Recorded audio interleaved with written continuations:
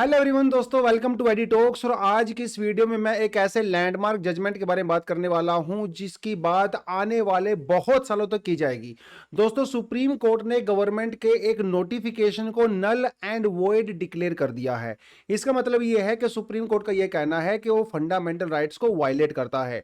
जी हाँ दोस्तों, supreme court ने एक वर्डिक्ट दिया है जिसमें x post facto environment clearance को नल एंड वॉइड डिक्लेयर कर दिया है।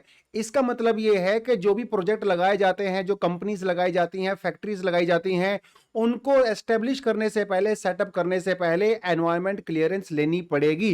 हालांकि सरकार का नोटिफिकेशन ये कह रहा था कि भैया आप फैक्ट्री लगा लो, कोई दिक्कत नहीं है, फैक्ट्री लगाने के बाद मैं बाद में आपको क्लियरेंस दे दूंगा। लेकिन सुप्रीम कोर्ट ने कहा कि नहीं नहीं नहीं नहीं, फैक्ट्री लगाने से पहले ही, कोई भी सेटअप लगाने से पहले ही आपको परमिशन लेनी पड़ेगी। अगर आप नहीं लेते हो तो ये डिसीजन एक्चुअली कॉन्स्टिट्यूशन के अगेंस्ट में है। तो न्यूज में क्यों था, थोड़ा सा आपको मैं बता देता हूं। तो लैंडमार्क जजमेंट है, जैसे मैंने आपको बताया, सुप्रीम कोर्ट ने स्टक डाउन कर दिया है। क्या स्टक डाउन किया है? Retrospectively legalise development projects that bypass the prior environmental clearance, it reinforces the environmental protection act 1986 and EIA notification 2006। अगर मैं आपको थोड़ा सा ब्रीफ में बताऊं तो जो हमारा एनवायरमेंट इंपैक्ट असेसमेंट 2006 है, वो क्या कहता है? वो ये कहता है कि किसी भी तरह के प्रोजेक्ट को लगाने से पहले, मतलब प्रायर की बात कर रहा है ना, उसको लगाने से पहले आपको एनवायरमेंटल क्लियरेंस लेना पड़ेगा। क्लियरेंस लिए बिना आप उस प्रोजेक्ट की नींव फाउंडेशन नहीं रख सकते हो। ये कौन कहता है? एनवायरमेंटल प्रोटेक्शन एक्ट कहता है, और हमारा जो एनवायरमेंटल प्रोटेक्शन एक्ट मतलब 86 और EIA कहता है। लेकिन सरकार ने क्या किया? सरकार ने यह कहा कि आप प्रोजेक्ट लगाओ, कोई दिक्कत नहीं है, एनवायरमेंटल क्लियरेंस मैं आपको बाद में दे दूंगा।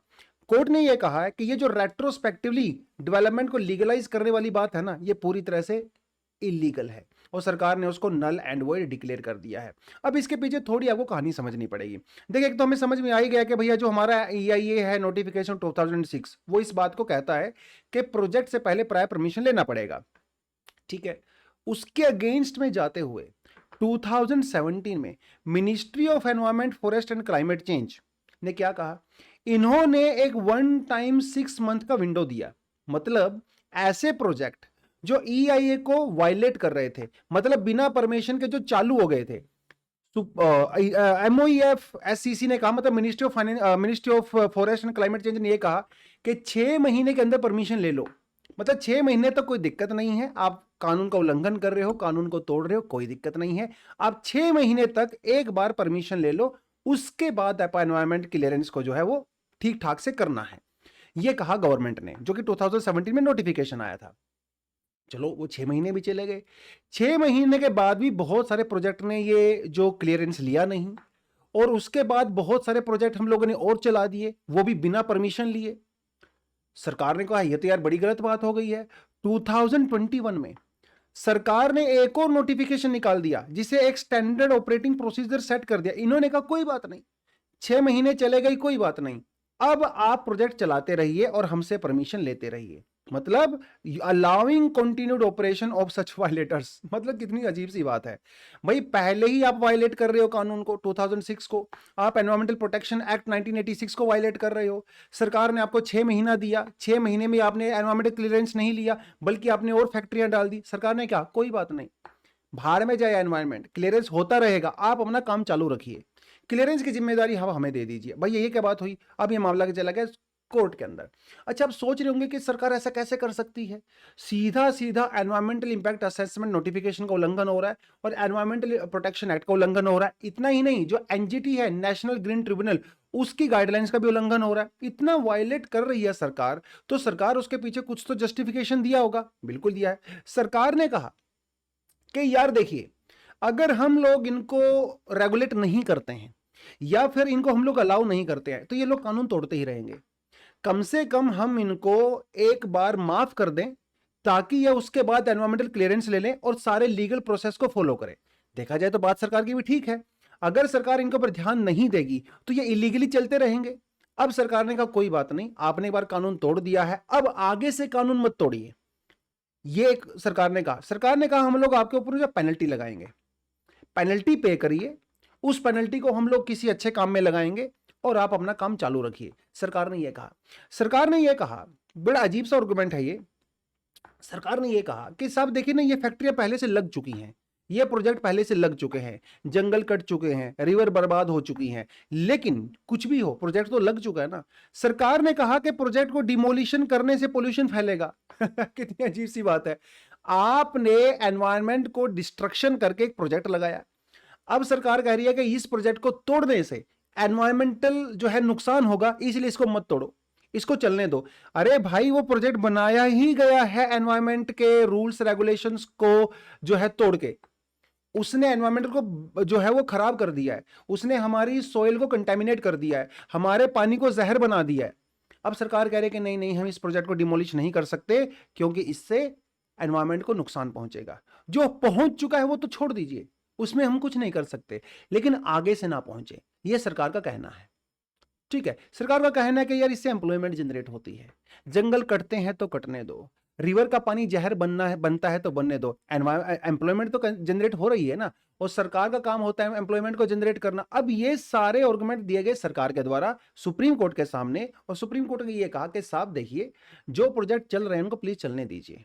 ठीक है, एनवायरमेंटल क्लियरेंस नहीं है तो कोई बात नहीं है, मैं उनको एनवायरमेंटल क्लियरेंस दे दूंगा। और इस पूरी लड़ाई में कई सारे स्टेक होल्डर यहां पे इन्वॉल्व थे। Ministry of environment, forest and climate change थे जिन्होंने क्लियरेंस दिया। उसके अलावा वो कंपनियां थी जो प्रोजेक्ट चला रही थी, पीएसयूज थी, प्राइवेट कंपनियां थी, रियल एस्टेट थे, माइनिंग इंडस्ट्रीज थी, सुप्रीम कोर्ट भी था, और एक एनजीओ था जिसका नाम है वन शक्ति। तो वन शक्ति ने ये जो 2021 में सरकार ने दिया था परमिशन, इसके खिलाफ सुप्रीम कोर्ट में चले गए। हालांकि इससे पहले जो मद्रास हाई कोर्ट है उसने भी डिसीजन दिया हुआ था, लेकिन अब मामला चला गया कहां पे, सुप्रीम कोर्ट में। कौन लेके गया, वन शक्ति एनजीओ। अब देखिए जरा सुप्रीम कोर्ट ने क्या कहा। सुप्रीम कोर्ट ने कहा कि ये जो नोटिफिकेशन है 2017 वाला और ये 2021 वाला, दोनों ही इलीगल हैं, क्योंकि दोनों ही फंडामेंटल राइट्स को वायलेट करते हैं। तो कोर्ट ने यह कहा कि जो एनवायरमेंट इंपैक्ट असेसमेंट है नोटिफिकेशन 2006, ये फाइनल है, आप इससे ऊपर नहीं जा सकते। आपको प्रोजेक्ट चलाने से पहले परमिशन लेना है तो मतलब लेना है। इसके लिए सुप्रीम कोर्ट ने दो प्रीवियस केसेस को भी यहां पे कोर्ट किया। एक है common cause versus union of India, और एक है Alembic pharmaceuticals versus Rohit Prajapati, ये 2020 वाला केस है। इन दोनों ही केस में यह कहा गया था कि परमिशन लेना जरूरी है। अब सुप्रीम कोर्ट ने यहां पे आर्टिकल 21 के बारे में बात किया। आर्टिकल 21 हमारा फंडामेंटल राइट है, right to life and liberty. यह कहता है कि right to pollution free environment, यह एक फंडामेंटल राइट है। फंडामेंटल राइट को इंश्योर करना गवर्नमेंट का काम होता है। गवर्नमेंट किसी भी हाल में फंडामेंटल राइट को नहीं तोड़ सकती, लेकिन यहां तो सरेआम गवर्नमेंट जो है वो डायरेक्शन दे रही है कि तोड़िए फंडामेंटल राइट, हम आपको परमिशन बाद में दे देंगे। तो ये आर्टिकल 21 का भी वायलेशन यहां पे है। कोर्ट ने कहा development can not come at a cost of ecological degradation. Supreme court ये कहता है भाई, हम लोग मानते हैं डेवलपमेंट चाहिए हमें, हम मानते हैं हमें ग्रोथ चाहिए, जीडीपी चाहिए, हम मानते हैं कि हमें एम्प्लॉयमेंट चाहिए, लेकिन किस कीमत पे, अपने इकोलॉजी को डिस्ट्रॉय करने की कीमत पे क्या। अरे भाई, जब इकोलॉजी ही नहीं बचेगा, जंगल ही नहीं बचेंगे, नेचर ही नहीं बचेगा, तो इंसान थोड़ी बचेगा। क्या करोगे उस जीडीपी ग्रोथ का जब सांस लेने के लिए साफ हवा ही नहीं है, आपको जहर जो है वो सांस में खींचना पड़ रहा है, क्या फायदा उसका। सुप्रीम कोर्ट ने सारी बातें बोली। सुप्रीम कोर्ट ने इंडस्ट्रीज को और गवर्नमेंट को, अथॉरिटीज को वार्निंग भी दिया कि आप लोग कोई बैकडोर एंट्रीज या ऐसा क्रिएट मत करिए। कानून जो बना हुआ है तो बना हुआ है, कानून के लूप होल का यूज मत करिए प्लीज, ऐसा सुप्रीम कोर्ट ने साफ साफ कहा है। सुप्रीम कोर्ट ने कहा है कि ये एग्जीक्यूटिव ओवर रीच है।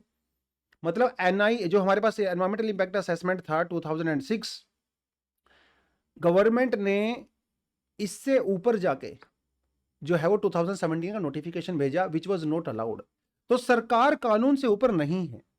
अगर भाई आपको ऐसा करना था ना, तो पार्लियामेंट में कानून लेके आते, राज्यसभा लोकसभा में पास करवाते, प्रेसिडेंट साहब से परमिशन लेते। आपने क्या किया, सीधा नोटिफिकेशन ही भेज दिया और इंडस्ट्री को बोल दिया कोई बात नहीं, लगाइए, हम परमिशन बाद में दे देंगे। ये क्या बात हुई, ये क्या बात हुई। Economic losses can not be justify environmental violations. सरकार ने क्या कहा, सरकार ने कहा कि साहब ये जो प्रोजेक्ट चल रहे हैं ना, अगर हम इनको बंद कर देते हैं क्योंकि इन्होंने परमिशन नहीं लिया, तो एम्प्लॉयमेंट नहीं होगा, इकोनॉमिक ग्रोथ नहीं होगा, हमें टैक्स कलेक्शन नहीं मिलेगा।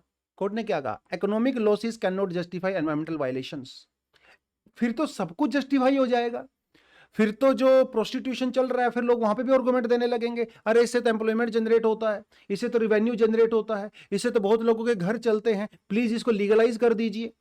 फिर तो जितनी भी लीगल एक्टिविटी है सबके लिए आर्गुमेंट दिया जा सकता है, क्योंकि कुछ ना कुछ लोगों को तो उसमें एम्प्लॉयमेंट मिल ही रही होगी। तो ये तो आर्गुमेंट ही बेकार हो गया ना पूरी तरह से, है ना। While employment is important, court ने कहा कि एम्प्लॉयमेंट जरूरी है but not on the cost of environmental sustainability. और सरकार ने क्या कहा, सरकार ने कहा कि साहब सरकार ने ये कहा कि हम परमिशन तो दे रहे हैं लेकिन उनसे हम लोग पेनल्टी लगा रहे हैं, पेनल्टी लगा के परमिशन दे रहे हैं, पैसा उनसे लेके परमिशन दे रहे हैं। अब इस पैसे का क्या करेंगे इसके बारे में कोई क्लैरिटी नहीं है, इसे जंगल लगाएगी सरकार, क्या करेगी, वी डोंट नो। तो कोर्ट ने ये कहा कि भाई साहब अब इनके ऊपर जो फाइन लगा रहे हो ना, जो पेनल्टी लगा रहे हो वो प्यूनिटिव है, वो जो है वो सब्स्टिट्यूटिव नहीं है, वो तो गलती करने के बाद की सजा है। सवाल यह है कि यह गलती हुई क्यों, गलती ही नहीं होनी चाहिए थी क्योंकि कानून का सीधा सीधा वायलेशन है। पहले तो आपने वायलेशन अलाउ किया, आपने गलती अलाउ किया, अब आप कह रहे हो कि मुझे फाइन दो क्योंकि तुमने गलती करी है। अरे गलती करना अलाउ भी तो आपने ही किया है। सुप्रीम कोर्ट ने ये जो है सब आर्गुमेंट दिए हैं। लेकिन अब सोच रहे होंगे आप कि सुप्रीम कोर्ट ने इतनी बड़ी बड़ी बातें बोल दी, अब तो शायद ऐसा कुछ होगा ही नहीं डिस्ट्रक्शन एनवायरमेंट की, बट ऐसा है नहीं। इस जजमेंट के अंदर भी कुछ लूप होल्स हैं।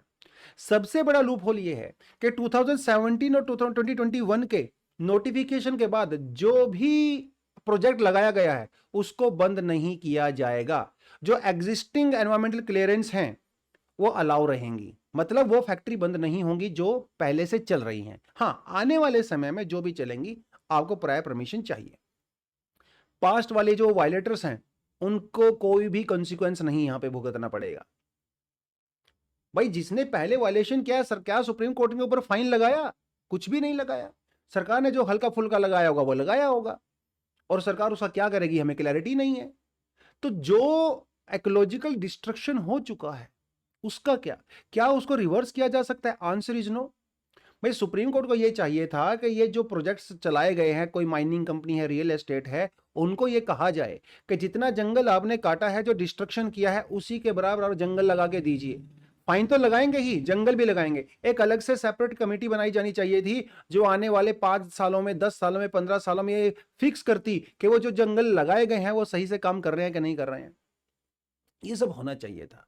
और आप सोच के देखें, जो कि डिसीजन मेकर्स हैं, जो ब्यूरोक्रेट्स हैं, जो पॉलिटिशियंस हैं इन सब चीजों के पीछे, क्या उनकी कोई अकाउंटेबिलिटी है क्या? भाई एक ब्यूरोक्रेट ने एक सिग्नेचर कर दिया, एक पॉलिटिशियन ने परमिशन दे दिया कि जाओ जंगल काटो, उसकी कोई अकाउंटेबिलिटी नहीं है क्या? कोई जवाबदेही नहीं है क्या? इस ऑर्डर से तो ऐसा ही लगता है, क्योंकि किसी को भी सुप्रीम कोर्ट ने बुलाया नहीं है, उनसे पूछा नहीं कि आपने क्यों कर दिया। Court did not mandate penalties और restoration cost for the past violation. तो पास्ट में गलतियां हो गई, पास्ट वाली गलतियों पे मिट्टी डालो, आगे गलती मत करो, सुप्रीम कोर्ट ने ये कहा। मतलब सुप्रीम कोर्ट का कहना यह है कि भाई भागते चोर की लंगोटी सही। जब सरकार ही इस पूरे वायलेशन का मेन पार्ट बनी हुई है तो फिर सुप्रीम कोर्ट कहां तक जाएगा बेचारा। अगर सरकार को इन चीजों का पता ना होता और वायलेशन होती रहती तो बात अलग थी। सरकार खुद कह रही है कि हाँ भाई बिना परमिशन के प्रोजेक्ट चला लो, उसमें सुप्रीम कोर्ट ने इसलिए शायद ये सोचा होगा कि इतना अंदर जाके कोई फायदा नहीं है, जो हुआ है वो हुआ है, आगे से ना हो। तो वे फॉर्मूले हम ये लिख सकते हैं कि जो फ्यूचर के प्रोजेक्ट हैं इंश्योर किया जाए कि एनवायरमेंटल इंपैक्ट असेसमेंट नोटिफिकेशन के हिसाब से ही चलें, बिना प्रायर परमिशन के उनको अलाउ ना किया जाए। वैसे एक बात आपको मैं बताता चलूं कि जो EIA के हिसाब से जो इंपैक्ट असेसमेंट होता है ना, वो भी कोई खास इफेक्टिव नहीं होता, उसमें अलग से दिक्कतें हैं, पहले से उसमें दिक्कतें थी, फिर भी सरकार ने कहा कि नहीं आप चला लीजिए। कोई भी नया प्रोजेक्ट ना चलाया जाए बिना परमिशन के, और पहले से जो प्रोजेक्ट चल रहे हैं किसी को भी बाद में परमिशन ना मिले। Need for the transparent governance, भाई जो ब्यूरोक्रेट्स हैं परमिशन दे रहे हैं किसी भी प्रोजेक्ट को, उसके पीछे का पूरे का प्रोसेस जनता के सामने आना चाहिए, हर चीज ट्रांसपेरेंट होनी चाहिए, अकाउंटेबिलिटी होनी चाहिए। जो भी वायलेटर हैं उनको पिनलाइज किया जाए, सख्त से सख्त उनको सजा मिले। जो पोल्यूटर स्प्रे का प्रिंसिपल होता है, पोल्यूटर स्प्रे का प्रिंसिपल ये होता है कि जो पोल्यूट करेंगे वही पेनल्टी देंगे। इसको स्ट्रिंजेंटली, बहुत ही ज्यादा सतर्कता से, बहुत सख्ती से, स्ट्रिक्टली जो है इसको पालन किया जाए। Projects that operate illegally must be asked to submit and implement environmental restoration and restoration plan. मैं आपको बोला था ना कि जिन प्रोजेक्ट ने ऑलरेडी इकोलॉजी को बर्बाद कर दिया है, इकोसिस्टम को डिस्ट्रॉय कर दिया है, उनके ऊपर जिम्मेदारी डाली जाए कि जितना आपने डिस्ट्रॉय किया ना उतना रिस्टोर करके दीजिए, चाहे उसमें 20 साल लग जाए। और सुप्रीम कोर्ट को वेट नहीं करना चाहिए कि कोई मेरे पास पीआईएल लेके आएगा फिर मैं सुनवाई करूंगा। अरे भाई, सुप्रीम कोर्ट ऐसे मामले का सू मोटो भी जो है वो संज्ञान ले सकता है। सुप्रीम कोर्ट खुद यहां पे प्रोएक्टिव होना पड़ेगा, तब जाके जो है चीजें काम चलेंगी। तो ये जो है आज का एडिटोरियल था, जो थोड़ा हम लोगों ने इस पर्सपेक्टिव से पढ़ा है। बहुत बड़ा आर्टिकल नहीं था, इसलिए बहुत डिटेल में मैं गया नहीं हूं। हालांकि हमारे पास कई तरह के केस बड़े इंटरेस्टिंग है। स्टेरलाइट एक बहुत बड़ी कंपनी है, उसका केस बड़ा इंटरेस्टिंग रहा। तमिलनाडु के अंदर एल्यूमिनियम बनाती थी वो कंपनी, और तमिलनाडु की गवर्नमेंट ने कहा कि इसको बंद कर दिया जाए। मद्रास हाई कोर्ट ने कहा इसको बंद कर दिया जाए, लेकिन सुप्रीम कोर्ट ने कहा कि इसको अलाउ कर दिया जाए। उनसे कुछ पेनल्टी लगाई गई, इसको अलाउ कर दिया गया। तो मद्रास हाई कोर्ट के डिसीजन को जब सुप्रीम कोर्ट ने रिवर्स किया, तो शायद सरकार को ऐसा लगा होगा कि अरे कोई दिक्कत नहीं है, जब इस प्रोजेक्ट को अलाउ कर सकता है सुप्रीम कोर्ट तो बाकियों को भी कर देगा, ऐसा शायद उनको लगा होगा। एनजीटी ने भी उस केस में थोड़ा सा काम अच्छे से नहीं किया और उन्होंने कहा कि कोई बात नहीं, आप कर दीजिए। तो शायद ऐसे कुछ 2-4 केस रहे होंगे, सरकार को लगा होगा कि भाई प्रोजेक्ट चलने दो, परमिशन बाद में लेते रहेंगे, सुप्रीम कोर्ट कुछ बोलेगा नहीं। लेकिन सुप्रीम कोर्ट ने कहा कि भाई वो केस टू केस बेसिस पे हो सकता है, लेकिन आप सारे प्रोजेक्ट के लिए ऐसा करोगे, नहीं नहीं, वो तो हम लोग नहीं होने देंगे। राइट, तो उस पर्सपेक्टिव से आर्टिकल था। क्वेश्चन भी यहाँ पे बनता है, in what ways does the supreme court's ruling against retrospective environmental clearance strengthen the ideas of environmental justice and uphold the rule of law. तो आप इसको भी अटेम्प्ट कर सकते हो। तो दोस्तों ये था आज का आर्टिकल जो आपने पढ़ा। ये पीडीएफ अगर आपको चाहिए नीचे डिस्क्रिप्शन में मिल जाएगी, आप वहां से डाउनलोड कर सकते हो। तो आज के लिए इतना ही था। Thank you very much, all the best, जय हिंद।